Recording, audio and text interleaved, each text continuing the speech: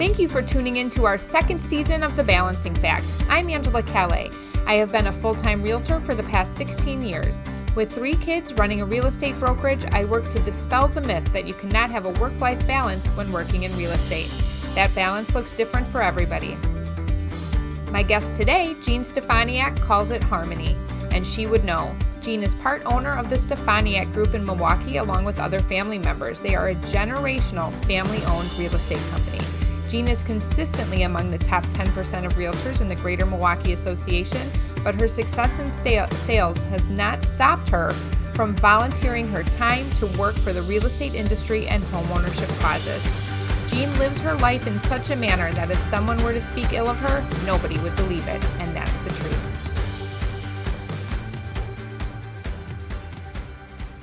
Good morning, Jean. Good morning.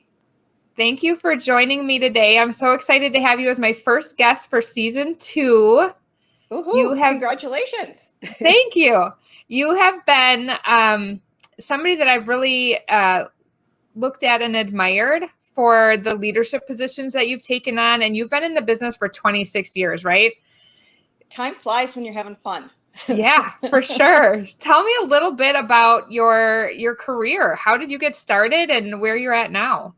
Well, our family, Stefaniak Group Realtors, our family, actually, my dad and uncle were business partners in the 50s, and they grew their company, and a few of our siblings and cousins were all working together, and we branched off on our own when our parents retired and sold their company. And wow, that was 2000 when we went off by ourselves. So I own my company with my brother, my sister, and another cousin who's like a brother. And the 4 of us are equal business partners, and we have a handful of realtors that work for us. But out of the, let's say, 14, 15 people in our office, probably 7 or 8 of them have the last name Stefaniak. Oh, really? So we truly are a family business. My other cousin Tracy, who's so awesome, is there. My other sister Anne is there, and my niece and my nephew. So we're at Ryan and Courtney, and we're on our 3rd generation of realtors. So we truly are a family business. And my niece Courtney is currently the chairwoman of the Greater Milwaukee Association of Realtors. Yeah. So happy for her. She's awesome. Yeah, that's exciting.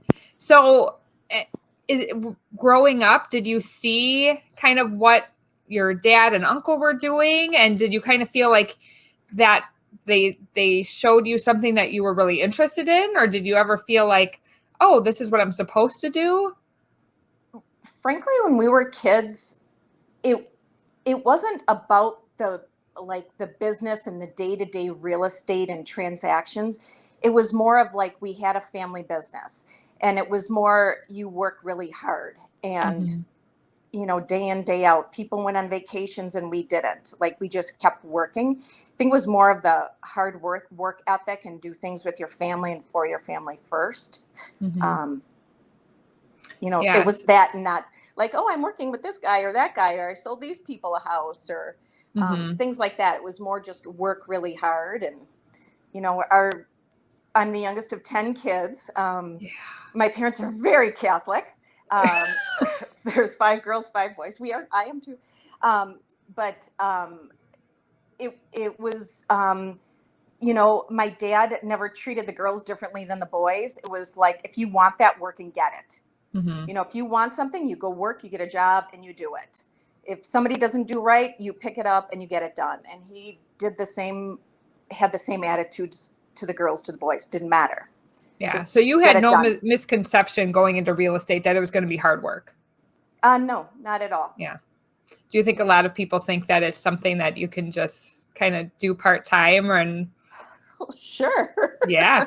I think a lot of people think it look really easy on TV, don't they?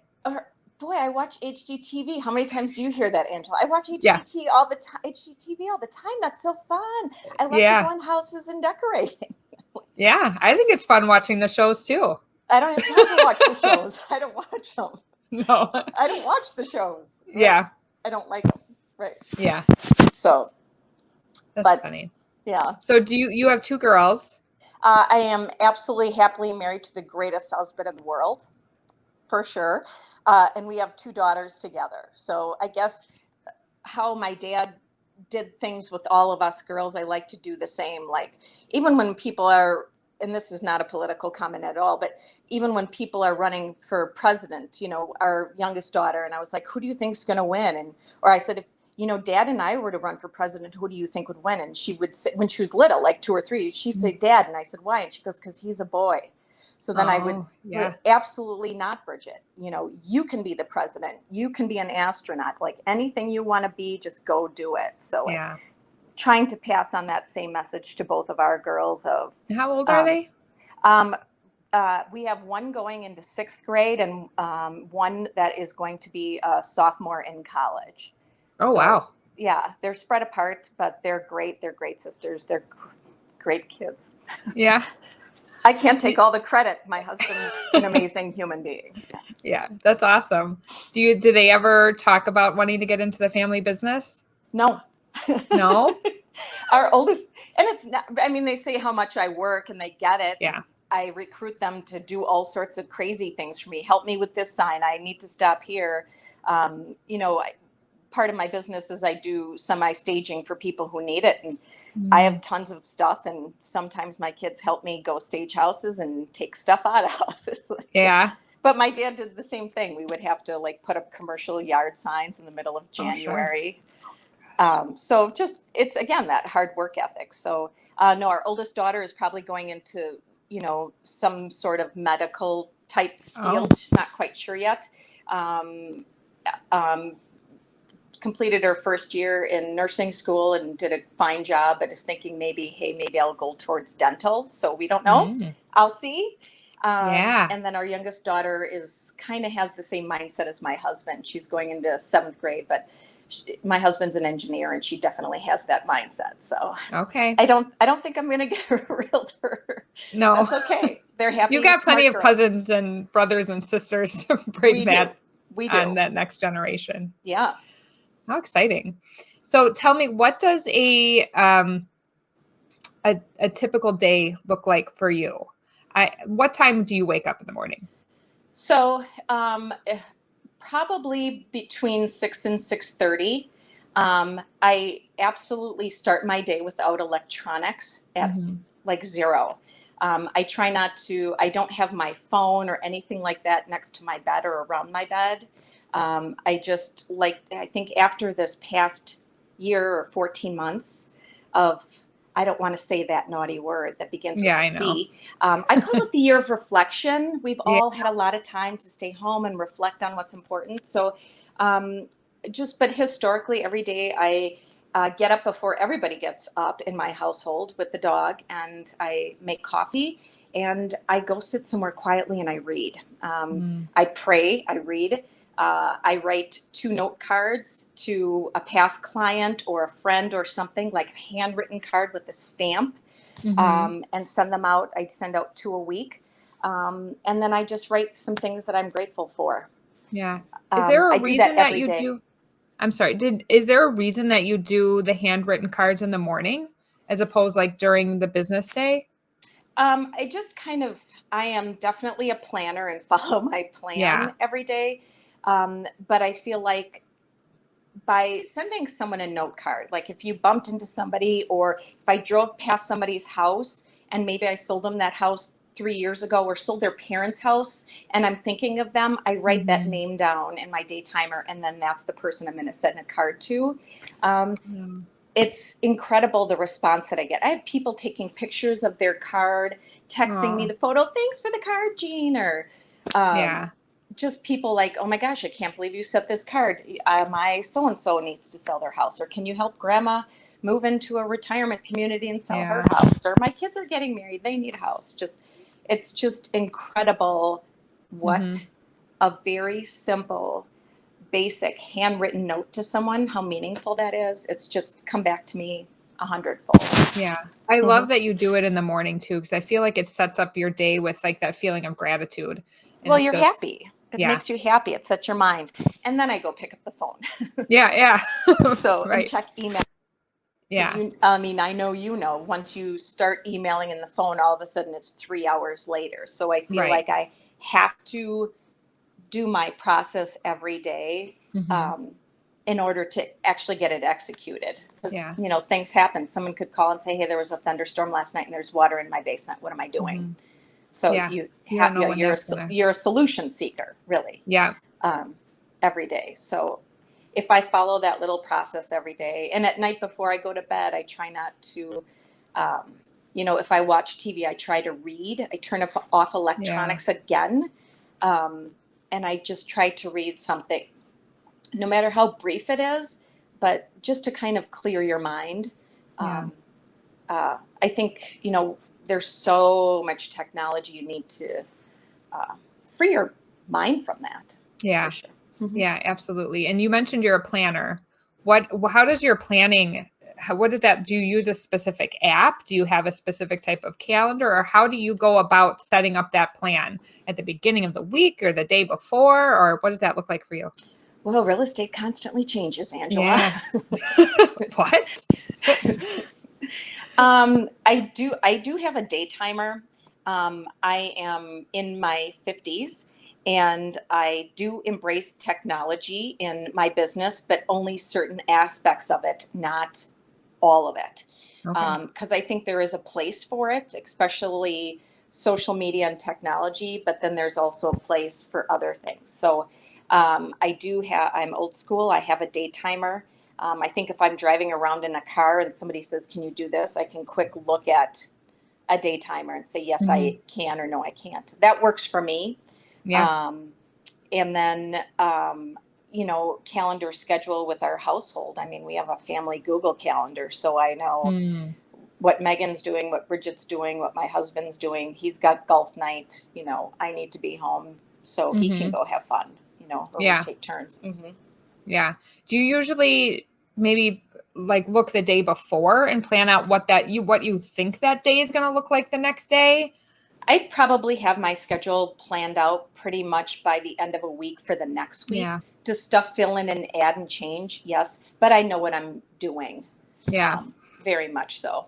And your girls are separated quite a bit in age. Do you see you doing anything differently now than you did when your oldest was in the 7th grade? Do I see me doing things different now?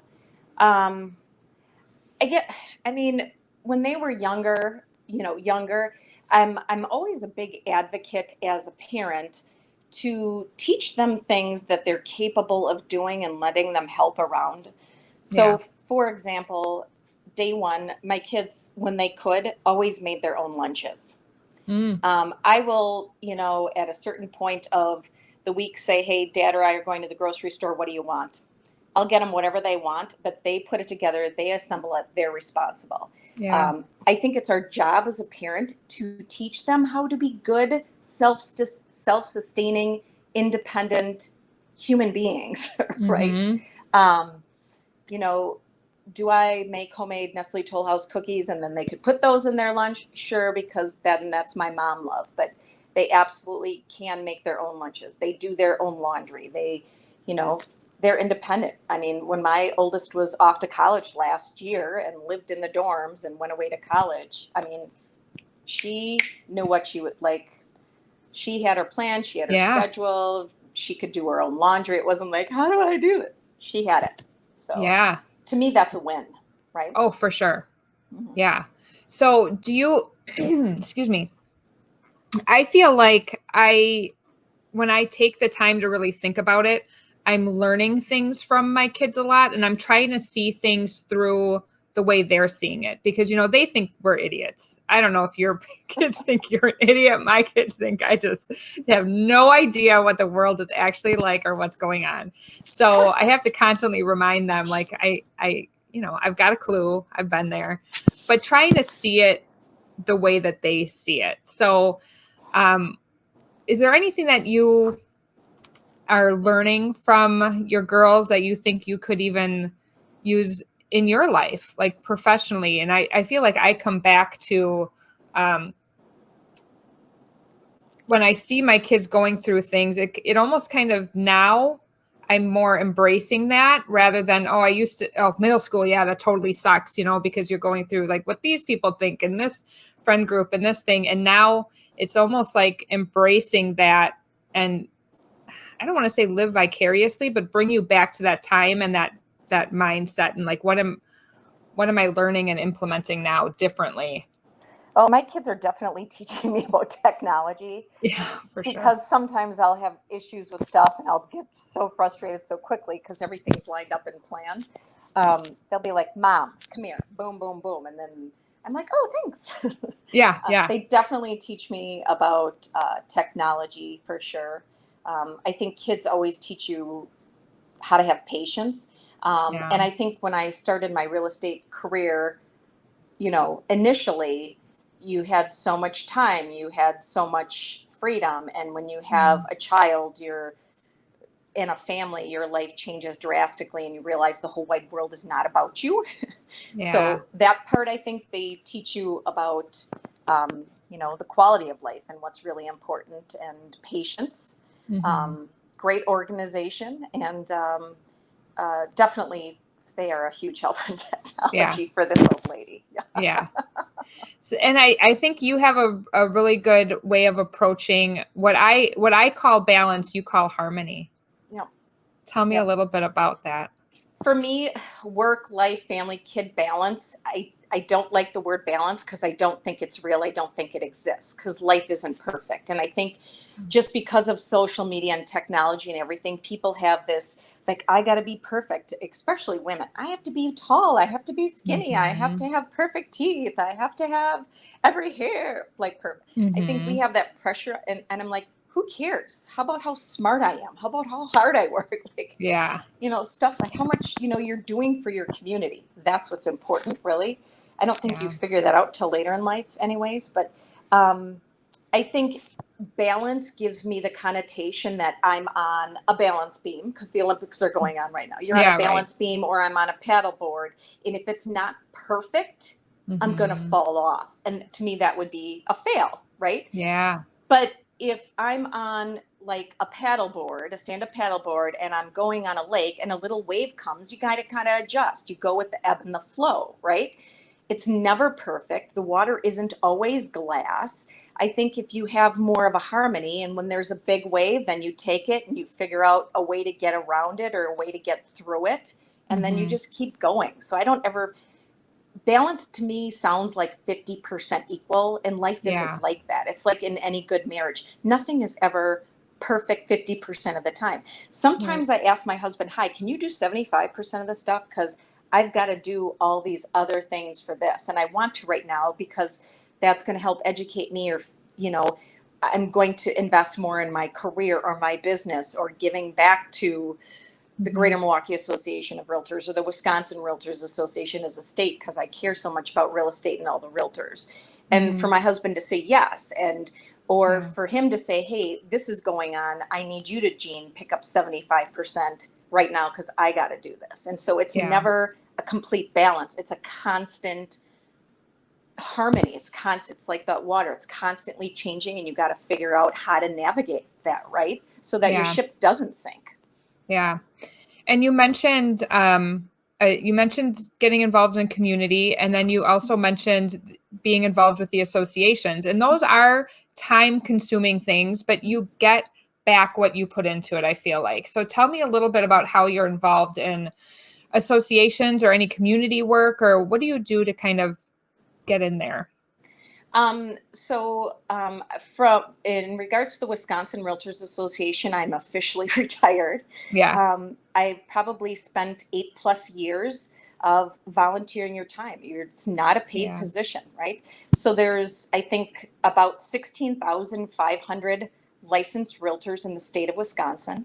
And just serving on that board of directors, having the availability to meet realtors from across the state, learning so much about my state of Wisconsin, traveling across the country. I have realtor friends in Illinois, Indiana, Iowa, Texas, I mean, from all over that I can pick up the phone and say, hey, Leslie, hey, Matt, hey, what are you guys doing in your state to help Wisconsin and bring Wisconsin forward and doing positive things for homeowners, home ownership, Mm-hmm. homeowners' rights, helping pass legislation in the state of Wisconsin for homeowners, bringing electronic earnest money to the state of Wisconsin, things like Thank that. you. You're welcome. I stole that idea. I can't Freaking take credit for it. amazing.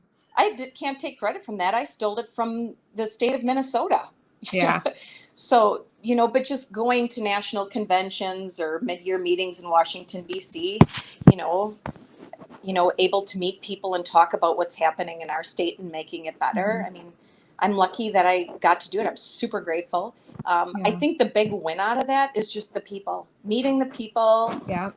having friends from all over the state and all over the United States, just to say, hey, what are you guys doing in Texas when it comes to this, that, or the other, and trying to make, Wisconsin real estate and homeowners in a better position than when you Yeah. left it. That's the big one. I do volunteer for the Greater Milwaukee Association of Realtors. I sit on their professional standards committee, which is kind of like, I call it Realtor Police, Realtor Yeah. Ethics.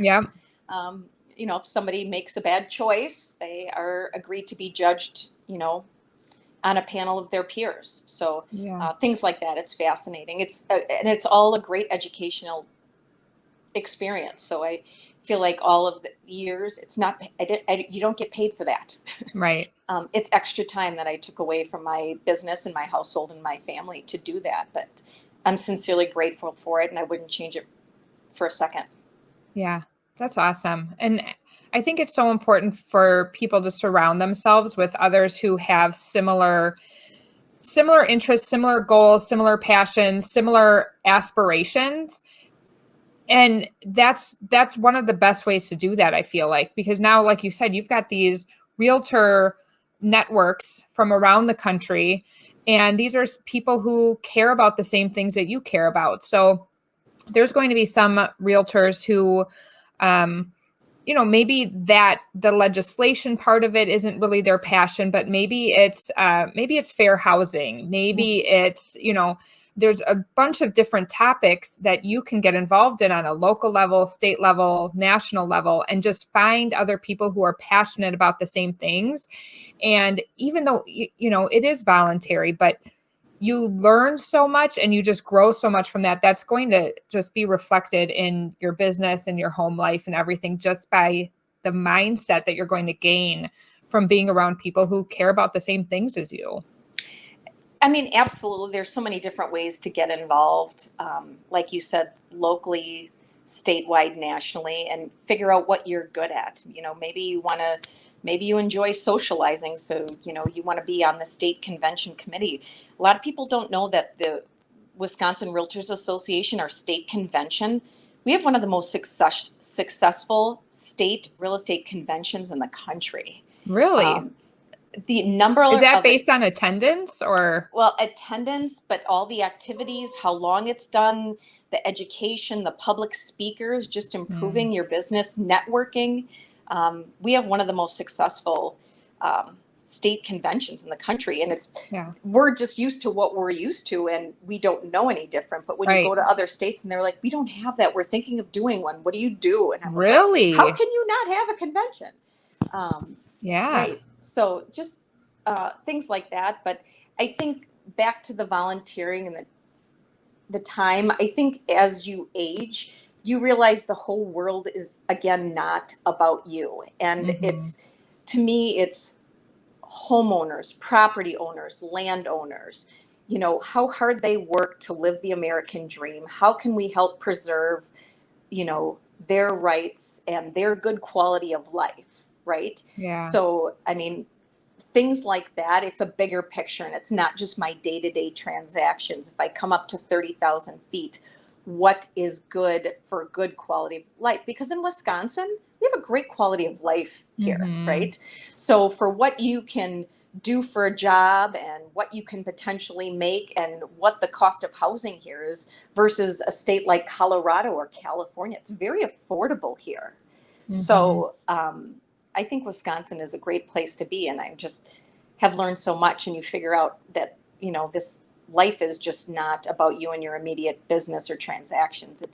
It's the greater good, or that's why I chose to do it, because it's bigger than any little thing that I'm doing. It's for the Sure. good of everybody. Yeah, I agree.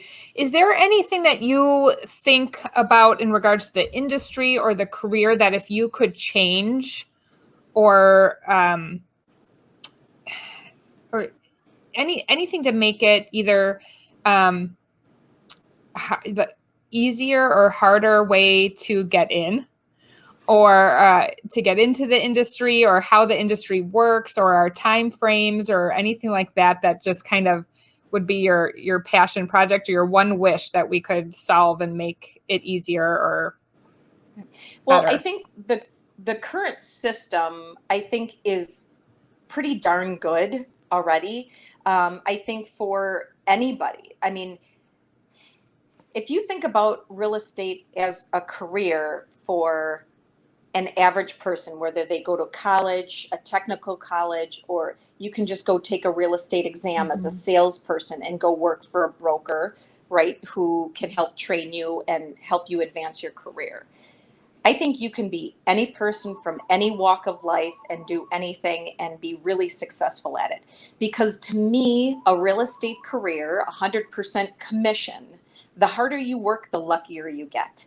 And it's not because you're a male or a female, or you have to climb a corporate ladder, or you have to engage in corporate business politics, and that guy got promoted or I didn't.